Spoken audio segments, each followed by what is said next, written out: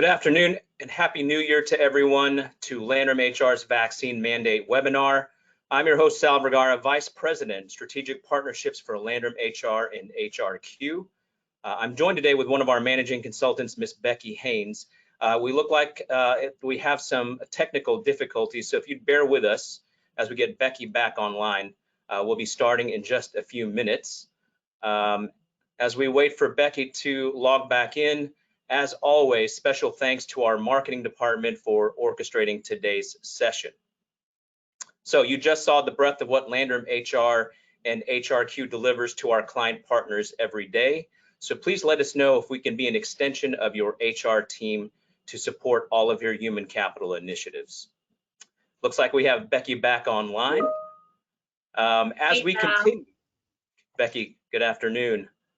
So those folks in the audience, as we continue to work through one of the most unprecedented times in our history, our session today will focus on the vaccine mandate and how it impacts the daily operations of your organization. So please send any questions you might have as it relates to the implications of the mandate to your own situation in the questions pane, and we'll cover those if we have time at the end. So again, happy to be joined by Becki this afternoon. She has over 25 years of human resources experience and holds a business degree with a concentration in HR. She's certified as a professional in human resources by the HR Certification Institute and a certified professional through the Society for Human Resource Management. She also holds her SHRM People Analytics Specialty credential. So before we begin, if we can please take a moment to answer the quick poll that you'll see on the screen. This will give us some context to where you, as an audience, stand with this subject. So, how prepared are you to implement the vaccine and testing mandate if upheld by the Supreme Court? Very prepared, somewhat prepared, or not prepared? So, folks, if you could answer the quick poll, we'll take a peek at the results in just a minute.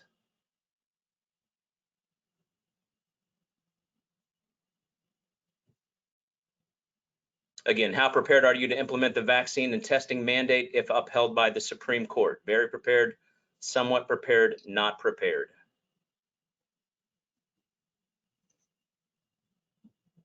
We're going to tally those results.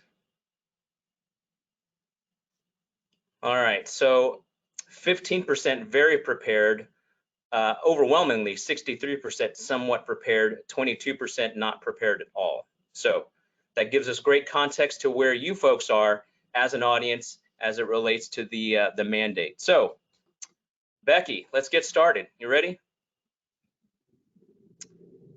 Everyone's newsfeed, Becki, has been inundated with information about the vaccine mandate. In layman's terms, can you shed some light on what this all means? Sure, Sal. Well, first of all, good afternoon, everyone. First, I'd like to just make sure that everybody's on the same footing here. When I talk about the vaccine mandate today, I'm also going to be talking about what we know it to be as the COVID-19 vaccination and testing ETS. They are one and the same. So if you hear me refer to the ETS today, you'll know that I'm referencing what we're commonly hearing as the vaccine mandate. So it's important to know a little bit about what an ETS is. And for those of you who were not in our last webinar, an ETS stands for Emergency Temporary Standard. OSHA, the Occupational Health and Safety Administration, is authorized to set emergency temporary standards when workers are in grave danger and protections are needed. They take effect immediately, and they're in effect for 6 months or whenever a permanent standard's been adopted, whichever comes sooner. When the ETS is published, it's published in the Federal Register, where it also serves as a proposed permanent standard. It's then subject to the usual procedures for adopting a permanent standard if there had not been an emergency situation at play. Now, OSHA has used that ETS authority very sparingly in its history. And up until 2021, they had not used it since the early 80s when asbestos was a hazard in the workplace. Now, the validity of ETSs are often challenged in court, and that's exactly what we're seeing now with this one. For those of you who have been watching this, it feels like we're watching a legal ping pong match. Our necks are getting a little tired.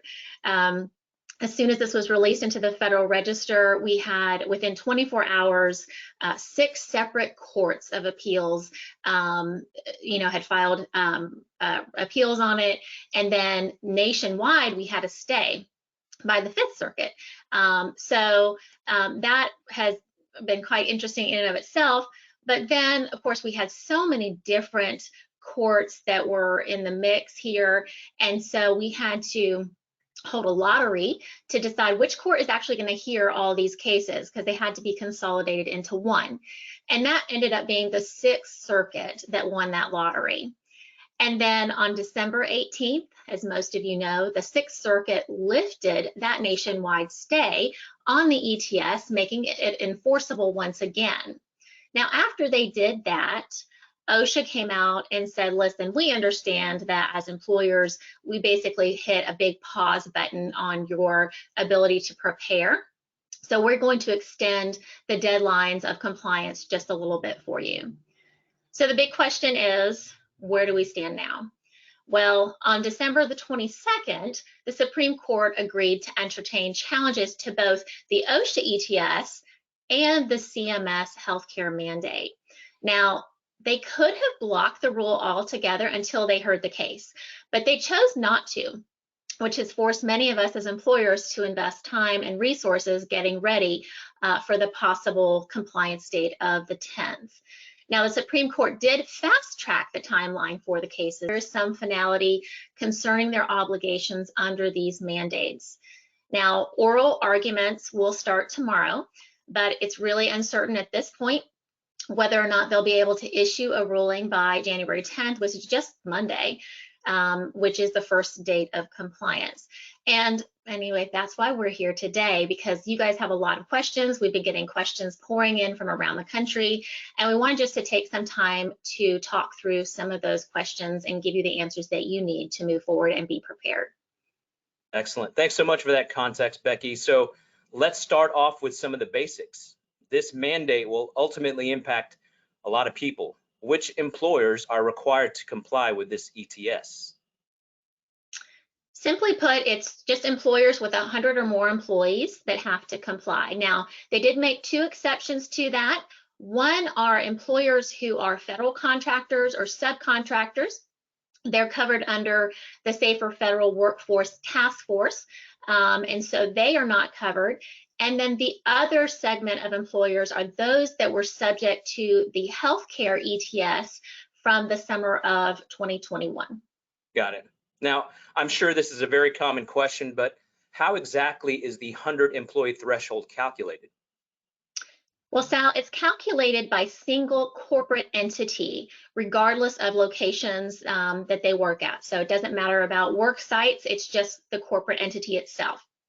So as far as the calculation goes, it doesn't matter whether the employee works at home, whether they work at a different location, if they work outside, they all have to be counted into this threshold. So it's all W-2 employees that are used for this calculation. But I do want to remind everyone, this is not an FTE or a full-time equivalent requirement that oftentimes we have when we're filling out government paperwork. This is an employee requirement. So that means your part-time employees need to be counted the same as your full-time employees. Now, you do not have to count any of your independent contractors into this calculation. Okay, so if an organization has many different entities with separate federal employer identification numbers, or FANs, and separately none of them have over 100 employees, but collectively they do, are they mandated to comply? Well, Sal, I'm going to give you that dreaded answer. It depends.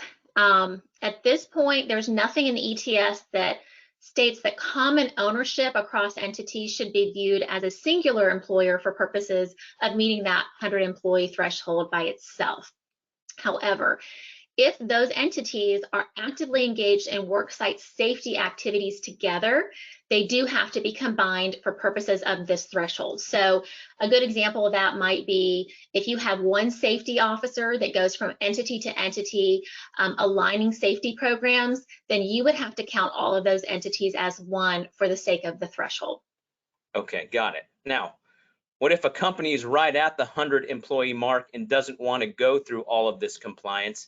Can they slightly reduce their workforce or allow some employees to work in an independent contractor status in order to get around this mandate? Actually, OSHA knew just how smart employers are, and they specifically stated in their standard that if the employer has 100 or more employees on the effective date, and the effective date was the 5th of November, the ETS applies for the duration of the standard. So they were worried that people might try to work around this 100 employee threshold count. Now, if the employer has fewer than 100 employees on the effective date of the standard wouldn't apply as of the effective date. However, if at some point during this 6-month period of time when this is in full force, they hit that 100 employee threshold, they will have to comply, and they'll have to comply for the longevity of the whole ETS. So remember, even remote employees count towards your employer's total employee count.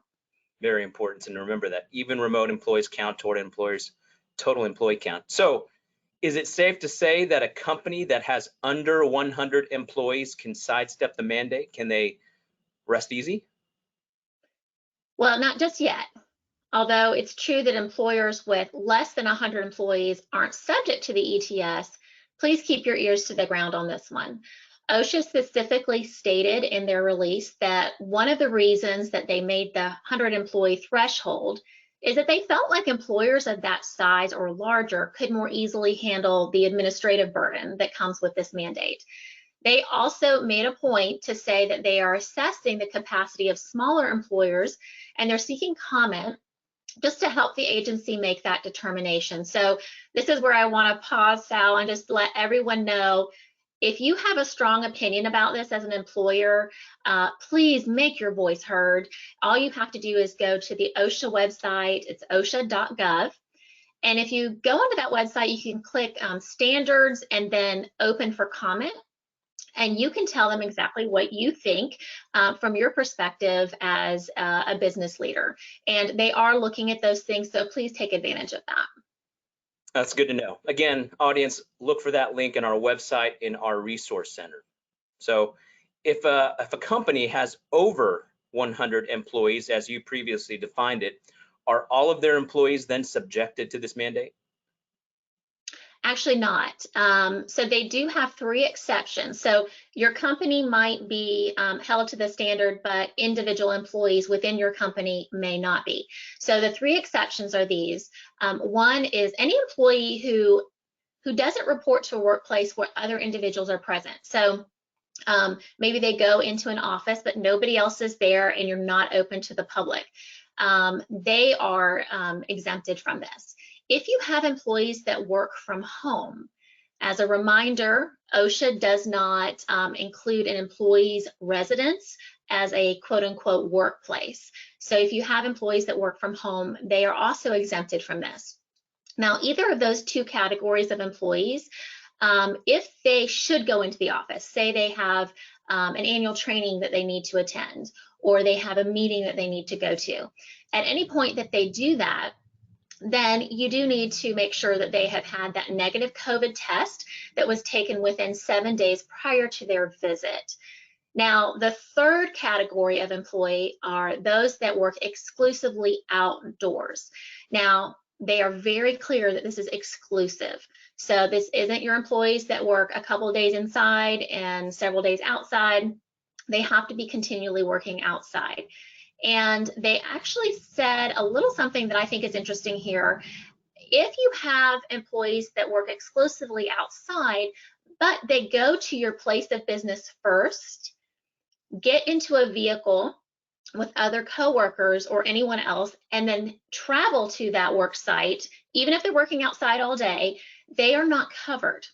So you need to be very careful with that. If they're getting into a truck with 2 or 3 other colleagues and they're going somewhere, they're not covered. They still have to comply with this mandate.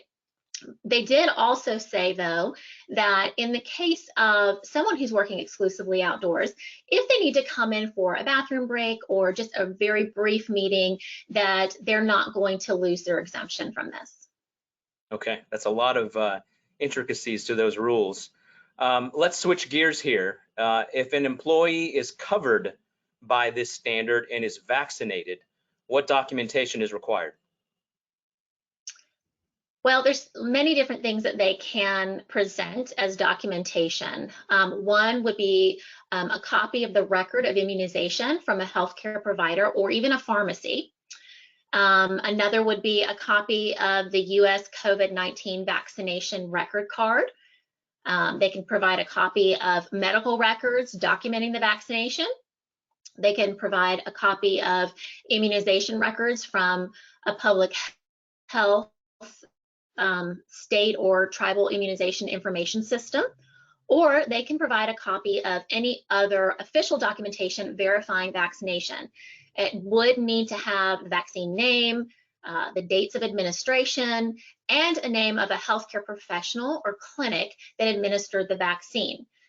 Any employee who doesn't provide one of the acceptable forms of proof of vaccination status has to be treated as an unvaccinated employee until they do. Okay, well, there's lots of what if scenarios here, but we do see employees who lose things like social security cards, driver's licenses all the time. What happens if they lose their vaccination card? Well, Sal, maybe the proverbial dog ate their vaccination record. If an employee doesn't have their vaccination record because it was lost or stolen, they first need to contact their vaccination provider and just ask to obtain a new copy, and that should be enough. In the rare instances where an employee is still unable to produce acceptable proof of vaccination, a signed and dated statement by the employee is acceptable. But there are very specific requirements to that statement, so please look it up if that occurs. It is on the OSHA website under their FAQs. They're very particular with what they want on that statement. Okay, great. So let's talk about the unvaccinated employees. How often do unvaccinated employees have to test? Covered employers must ensure that each employee who's not fully vaccinated and reports at least once every 7 days to a workplace where there's other individuals present are tested for COVID-19 at least once every 7 days. And then they have to provide documentation of the most recent test result to the employer no later than the 7th day following the date on which the employee last provided a test result. So keep in mind, if an employee doesn't report during a period of 7 or more days to a workplace, let's say they went on vacation or they decided to work from home for a period of time, they are no longer subject to that testing during that period of time. All right, well, what kind of tests qualify under this ETS? The ETS is very clear on what they will accept and what they will not. So it has to be a cleared, approved, or authorized test by the FDA. It also has to be administered in accordance with authorized instructions. And then this is where I really want everyone to take note. It says that if the tests are both self-administered and self-read by the employee, that there must be observation by the employer or an authorized telehealth proctor. So be careful with this, because I know up until this point, many employers who've asked for people to be tested have just accepted an at-home test and maybe a picture of a result sent to them. That will no longer be the case if this goes into full force. All right, very important to know. Are there any other requirements for unvaccinated employees? Yes. If an employee is not fully vaccinated, they are also required to wear a face covering when either indoors or when occupying a vehicle with another person for purposes of work. The exceptions to that are very few. One is if they're in a room alone and that room has floor-to-ceiling walls and a closed door. The second caveat to this is if they are eating or drinking for a limited time in the workplace. And the third area is if you need them to take their mask off to identify who they are, maybe from a safety standpoint, maybe you ask everybody to take their mask down so that you can see who they are. For any kind of safety or security requirements like that, it is allowed. Got it. Are there any requirements for both vaccinated and unvaccinated employees? Yes, both employee groups, regardless of vaccination status, must immediately notify their employer if they contract COVID-19, whether they've gotten a positive test result or they've been told they have COVID-19 by a licensed healthcare provider. Got it. Now here's a tricky question. If an employee is covered by the ETS and refuses to either submit proof of vaccination or submit to weekly testing, what should an employer do? Okay, well, and this is where it does get kind of tricky. Employers really need to engage in that interactive dialogue to discuss whether a reasonable accommodation can be provided for that employee. If, for instance, they have a religious issue or they have a health issue surrounding this, you need to go through that interactive dialogue to make sure you're really understanding the circumstance and see if there's a way that you can come to an agreement. If not, make clear to the employee that the organization's required to do this. This is something that you're mandated to do as well. And if the employee chooses not to be tested, then they're going to have to forfeit their employment with your company. Okay. Well, let's switch gears once again. What does the ETS require of employers? Well, it requires a lot, Sal. It requires that employers set policies and standards that are in line with the ETS. It also requires them to inform and educate their staff on the policy and the expectations. And they're very clear that it has to be in the language and literacy that your employees can understand. So for instance, if you have Spanish-speaking employees, then you're going to need to make sure all of that is translated. To enforce the policy is another requirement. You, as an employer, have to pay for time surrounding vaccinations. You have to make sure that you're removing any COVID-19 positive employees from your facilities. You have to keep up-to-date records. And if you have a COVID-19, like a work-related COVID-19 hospitalization, or God forbid, a death, then you have to report that to OSHA. And then finally, you have to make your records available to employees when they request it. Understandable. Now that's a huge laundry list of items. If we can, let's start with the policy required. What elements should the employer policy possess? Well, thankfully, OSHA gave us a very specific list that the policy has to have in it, right? So the things that the policy has to have is it has to include a requirement for the COVID-19 vaccination. It has to include any applicable exclusions from your written policy. So for instance, medical contraindications, medical necessity requiring a delay in vaccination, reasonable accommodations for workers with disabilities or religious beliefs, things of that nature. It also asks that we include information on determining an employee's vaccination status and how that information is going to be collected. And then it should also include paid time and sick leave for vaccination purposes. It should include employee notification requirements of a positive COVID-19 test so the employees know what to do and how they will be removed from the workplace. It should include information that will be provided to employees and disciplinary action for employees who choose not to abide by the policy. Now, I know that was an awful lot, Sal, but really OSHA has been kind to us in that they have given us a sample policy that meets all of these requirements. So it really can be a plug and play. If you just tweak it for your organizational requirements, you should be good to go. So we've actually added the sample policy from OSHA on our COVID-19 resource page at landrumhr.com. So if you'll go there, you can easily pull that up and just tweak it for your specifics.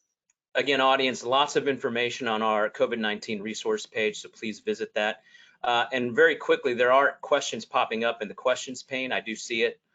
We will address those at the end. So just wanted to make note of that as we continue through today.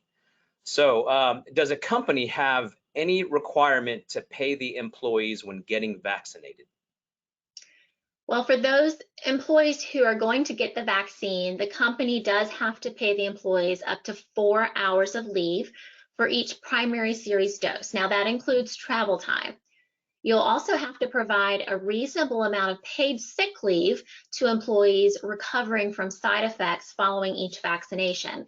And 2 days of leave is considered a reasonable amount of time, leave time, for them to recover.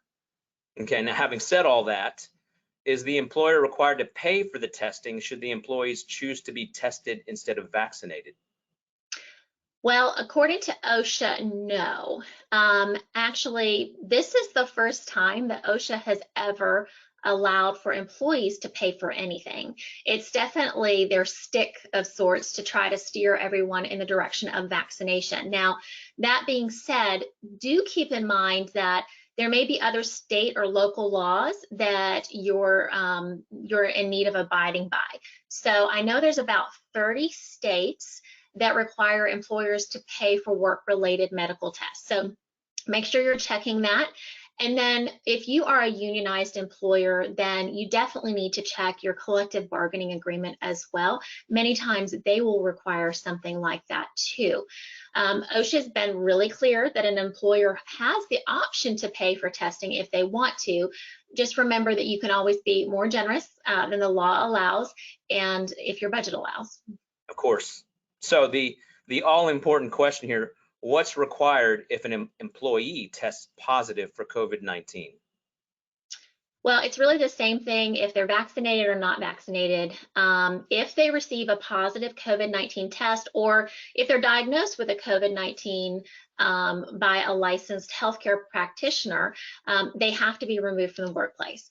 So they have to be removed, and they can return when they receive a negative result on a COVID-19 nucleic acid amplification test, following a positive result on a COVID-19 antigen test, if the employees choose to seek a NAT test for confirmatory testing.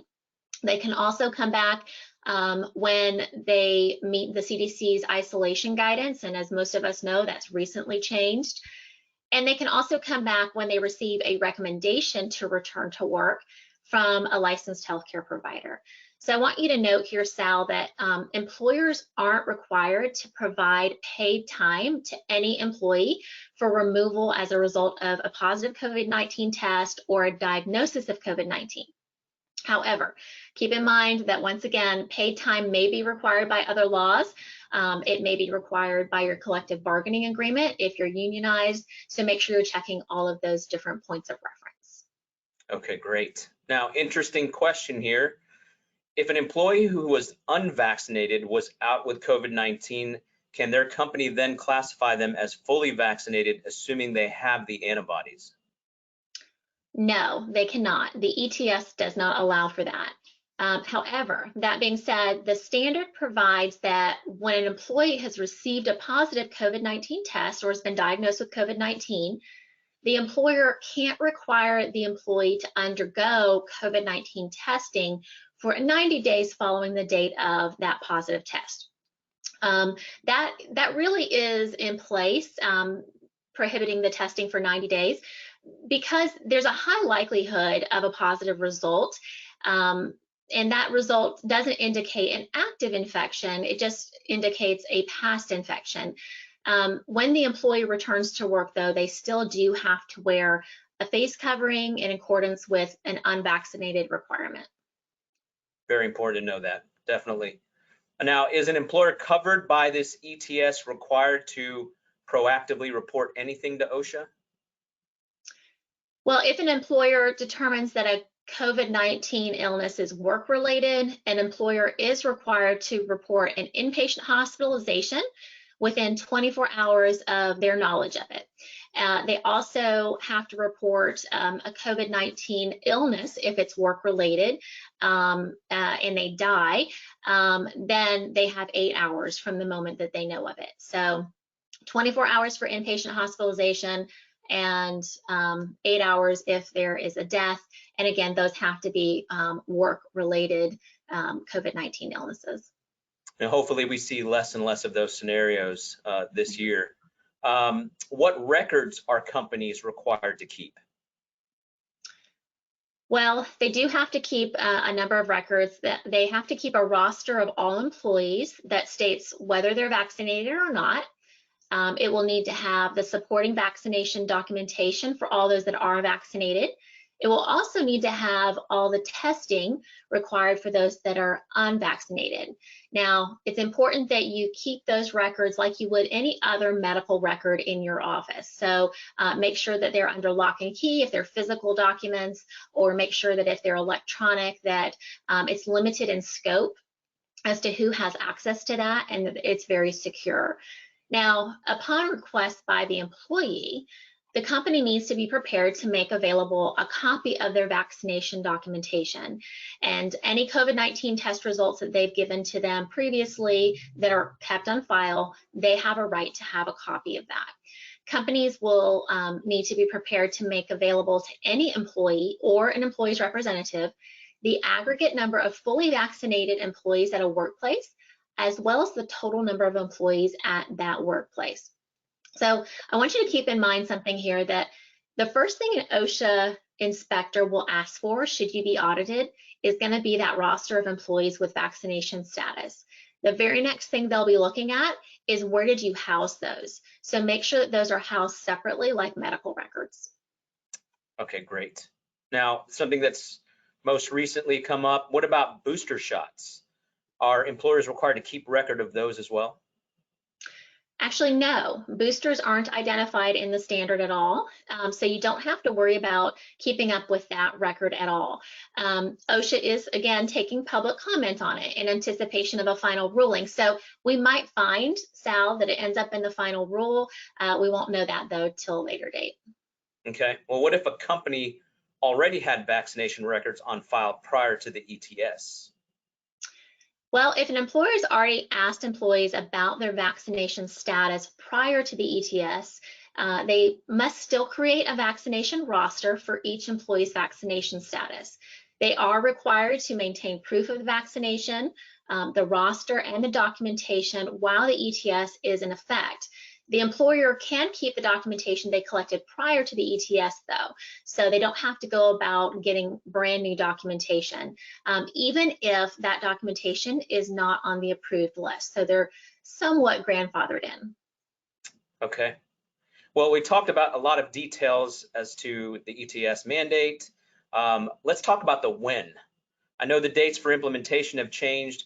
When are employers expected to have implemented all of these requirements? Well, by January 10th, which is this coming Monday, employers need to have everything besides testing taken care of. So that's policy and process creation, training and education, vaccination records, all of that would fall into this time period. And then as of February 9th, the testing requirements will be in full force for those that are unvaccinated. Okay, so that covers the when. Let's talk about the action plan. What should a covered employer's action plan look like? Well, it needs to be a robust action plan. First, you're going to want to develop a vaccination policy. You'll need to determine whether you're going to use the OSHA policy template or you're going to create your own. Then you would need to determine, who will create the vaccination roster and who's going to maintain it. You'll need to establish a process for testing. Will your employees be tested at your location, or will they be sent to an off-site third-party location? Remember, like we said earlier, they can't test themselves without a proctor. So that will not be a valid portion of your documentation there unless there's a proctor. And then you're going to need to determine who will accept, review, and store your documentation.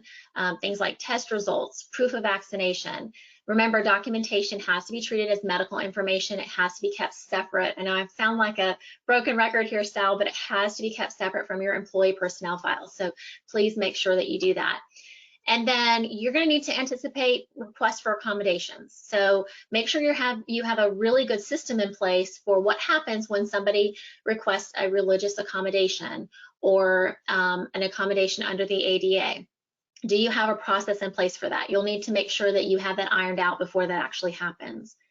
And then review your applicable paid sick leave laws for the state that you do business in and the state that your employees reside in, because both of those will be applicable.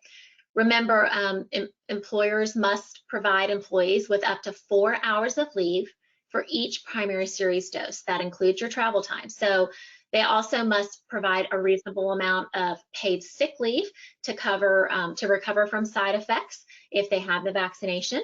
And you'll need to decide whether you'll require employees to use accrued time or if you'll give the employee sick leave without deducting from their accrued time. You'll also need to establish a plan for when an employee tests positive. The employee must be removed from the workplace. It doesn't matter what their vaccination status is. If they're positive, they cannot be in the workplace. So you're going to have to provide time off for employees. So what will that look like for your company? If so, if you do provide it and cover that cost, for how much? How long will you do that for? Remember, you don't have to do it at all as far as the ETS goes. And then you need a disciplinary action in plan, some type of a plan in place. Should a non-vaccinated employee fail to obtain a weekly test, what are you going to do with that? You're going to need to be prepared to engage in that interactive dialogue, make sure there's not a reasonable accommodation that could be made for them, but have an action plan if no accommodation can be made. And if an employee is just refusing to submit to the testing, you need to know what you're going to do and how you're going to go about doing that. And then lastly, Sal, make sure that you maintain confidentiality of those test results and documentation. Have only a limited number of people allowed access and keep it separate from their personnel record. That is a lot of information to cover. Again, audience, we will have this made available to you on our resource center online. As I mentioned before, if you have any questions, don't hesitate to reach out to us. There have been a lot of questions here, Becki, that have poured in. So if I may go ahead and ask those questions of you so we can get to them. And if we don't get to your question, please rest assured that we will respond to you offline if we don't cover it here online during the webinar. So the first question sent in, our area is already struggling to keep up with the testing with the Omicron variant. I wouldn't be surprised if there was a shortage of tests with this mandate in force. What should we do if that occurs? Well, back in December, the Labor Department did state that if companies are struggling to meet the OSHA standards because of testing shortages, because they could foresee that happening as well, that they would consider refraining from enforcement. So they said that, listen, employers, you have to show a good faith effort that you try to comply. So if your area is struggling in getting the tests to begin with, I would advise you to get an awful lot of good documentation together so that if you are audited, you can prove that it was one of those situations of a severe testing shortage, and hopefully they'll give you some grace. Okay. Next question sent in by the audience. My business is located in Florida. Do I have to comply with the ETS or Florida's mandate? Both. If you're in Florida and you have 100 or more employees, then you have to comply with both. Okay, no ambiguity there. No. What's the rationale behind the lawsuits? Well, I think there's different rationale, Sal, for the different suits that came immediately after this was filed in the Federal Register. We heard everything from this is just beyond the scope of OSHA's authority, that they were never allowed to have this type of authority, that it violated the Commerce Clause because there's no specific relationship to commerce that would allow the federal government to intervene, especially since public health and safety are policy powers granted to the states in the 10th Amendment. We heard there's no grave danger unique to workers, right? So The ETS is something that is supposed to be from OSHA, specific to workers. And with this being a communicable disease threatening the public at large, they just didn't feel like this was within their territory to issue. Other arguments were that they had the science wrong, that they discounted natural immunity, saying that the grave danger was lack of vaccination instead of lacking immunity. And we also heard, that some of them say, listen, this is just too much of an administrative and financial burden for employers, and concerned that it was going to put employers with 100 or more employees in a vulnerable position as opposed to those who have less than 100. As most of you know, we're in a very tight labor market. It's hard to find good staff. It's hard to keep good staff with the Great Resignation. And so if you're 100 or more employees and people don't want to be tested weekly, or they don't want to get vaccinated, then they might go across the street to your competitor that has under 100 employees. Well, obviously we can all agree this is a precarious scenario all the way around. That's great insight. Thank you very much for that. Another question that popped in: I have some temporary employees through a staffing service. Do they need to be counted toward the 100 employee threshold? No, they would be counted by the staffing agency, not the host employer. So for instance, if you have 80 permanent employees, and let's say you have an additional 30 temporary employees from a staffing agency, you would not have to count those 30 temporary employees, and so then you would not be subject to the Emergency Temporary Standard. Okay, so you would not count those. Okay. No. When a plan is established, where should the plan be submitted? Well, you don't, that's kind of a trick question, Sal. You don't really have to submit it. So you have to have the plan on the ready. So the plan should be made readily accessible to all of your employees through whatever normal method that you communicate to your employees. So whatever your normal method is to distribute information, whether it's email or posting something, however you normally do it, you need to make it accessible to your employees.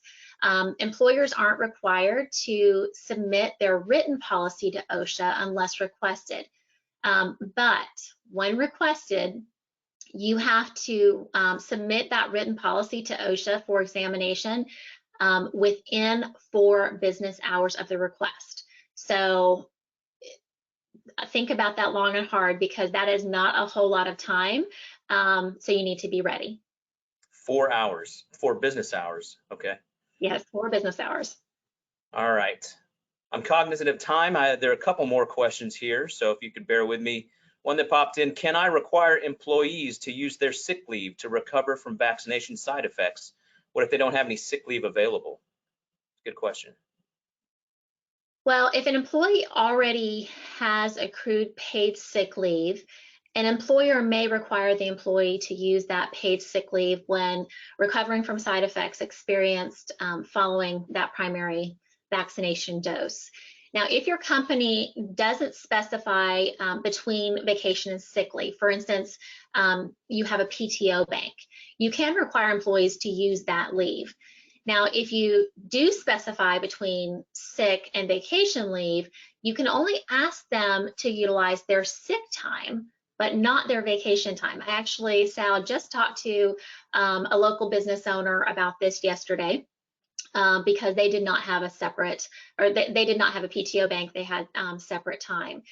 And it's important to note here, if you have these separate banks and you have a sick bank or a PTO bank and you're asking them to take from that time, and they either don't have enough time or they're going to run out of time, then you cannot allow them to go into the negative. You cannot have them take an advance on their sick time. You're just going to have to pay them. Okay. One last question that just popped in. Actually, it came in a little bit earlier. Currently, we request a negative COVID result before an employee can come back on site after testing positive for COVID. With the new mandate, should we still be requiring the negative test result with the new CDC's new updated guidance?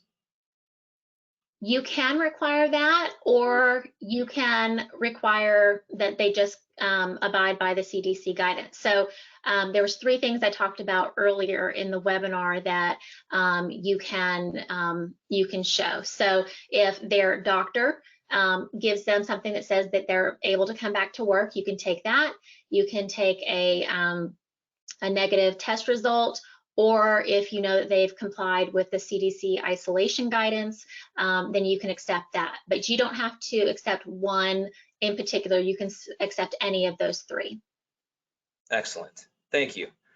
As with all the answers you provided, that was very thorough. And as a reminder, we do have an FAQ section on our website at landrumhr.com.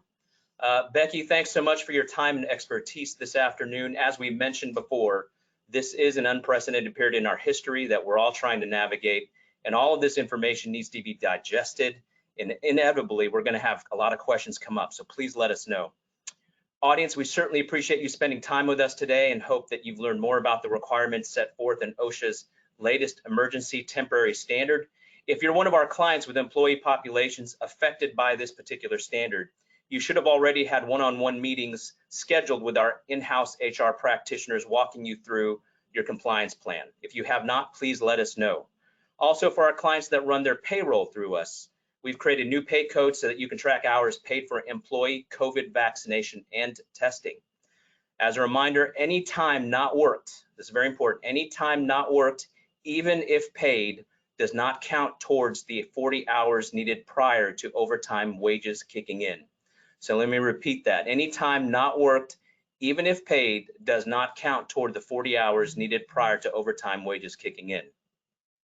As OSHA continues to move forward to create a permanent rule, they are taking public opinion. So we do encourage you to reach out, make your voice heard.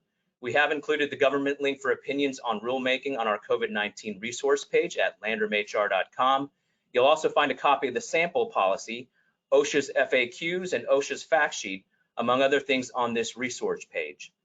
Finally, as soon as the Supreme Court rules, we will publish the outcome on our social media sites, as well as landrumhr.com. Until then, please don't hesitate to reach out to us if you have any questions. On behalf of Becki Haines, Landrum HR, and HRQ, I'm Sal Vergara. Until next time, elevate yourself and those around you.